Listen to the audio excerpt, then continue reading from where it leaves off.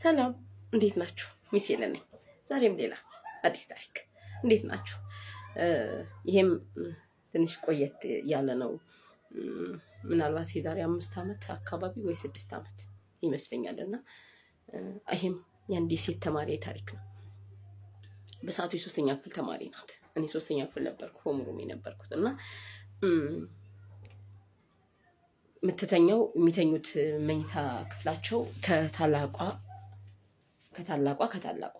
ሁለት ታላላቆቿ እሷ ነች ትንሽ፣ ሶስቱም ሴቶች ናቸውና አንድ ክፍል ውስጥ ነው የሚያድሩት። ሁሉም ወላጅ እንደሚያደርገው አሬንጅ የተደረገው መኝታ ቤታቸው ለሴቶቹ አንድ ላይ ለወንዶቹ አንድ ላይ እና አሁን እዚህ ጋር ከሴቶቹ ጋር አብረው መተኛት አልነበረም ችግር። ልጅቷ ሁሌ መታ በደንብ እንዳልተኛች ያስታውቃል። በቃ በቂ እንቅልፍ ያላገኙ ልጆች ታውቃላችሁ፣ የአይናቸው ዙሪያ ይጠቁራል፣ እንቅልፍ ነው የሚላቸው፣ ለመስማት ፍቃደኛ አይሆኑም፣ ክፍል ውስጥ ለመሳተፍ ፍቃደኛ አይሆኑም፣ ምግብ ለመብላት ፍቃደኛ አይሆኑም። ባገኙት አጋጣሚ መነጫነጭና ጠረጴዛው ላይ መተኛት ነው የሚፈልጉት በምንም ምክንያት ብቻ። እኔ እመኑኝ እንቅልፉ የተዛባበትን ልጅ እንደዚህ አይቻቃለሁ፣ ስክሪን ያበዛን ልጅ እንደዚህ አይቻቃለሁ፣ ስልክ ምናምን ብቻ በቃ በደንብ ታስታውቅ ነበር በቂ እንቅልፍ እንደማተኛና በጣም ብዙ ጊዜ ጠየቅኳት። በጊዜ አትተኝም ወይ? ከነማሚ ጋር ታመሻለሽ ወይ? እንደዚህ ላድርግ ለነማሚ ለጠይቃቸው አይደለም፣ አትጠይቂያቸው፣ እኔ እየነገርኩሽ ነው። እኔ በጊዜ ነው የምተኛው፣ ወደ ቤት እንዲደርስ ጉዳዩ አትፈልግም። ከዛ እየከፋ ሲመጣ ይሄ ነገር የራሴም ኃላፊነት ነውና እቺ ልጅ እነሱ እንግዲህ ሊያውቁ አልቻሉም። እኔ አላውቁም ብዬ መፍረድ አልችልም። ምክንያቱም እኔ ነኝ ቁጭ ስትል ነው እንቅልፏ የሚመጣ፣ ቁጭ ስትል ነው የሚያዛጋት፣ ቁጭ ስትል የሆነ ነገር የተለየ ለውጧን የማየው እኔ ነኝ። እነሱ ስትሮጥ ስትጫወት ስትንቀሳቀስ ነው የሚያዩት። ገባችሁ? ስለዚህ እኔ ይህንን ነገር ማድረግ አለብኝ፣ ከሆነ ሰው ጋር ማውራት አለብኝ ብዬ አሰብኩና የማሚን ስልክ ስሞክረው አልሰራም አለኝ። የእናቷን ስልክ ኮሚኒኬሽን ላይ እየጻፈ አይደል የወላጅ ስልክ።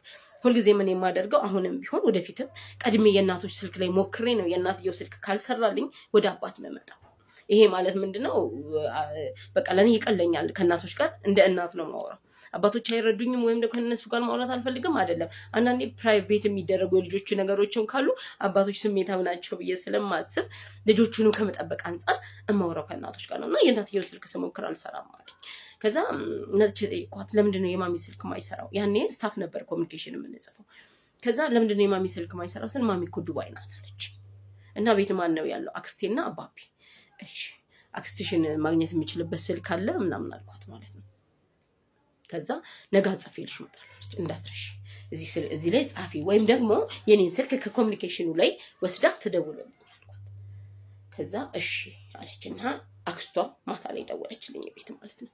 ከዛ ምንድነው ያለው ነገር? ለምንድነው ማማ እዚህ የመጣች እንቅልፍ ይዛታል፣ በጊዜ አታስተኛዋትም ወይ?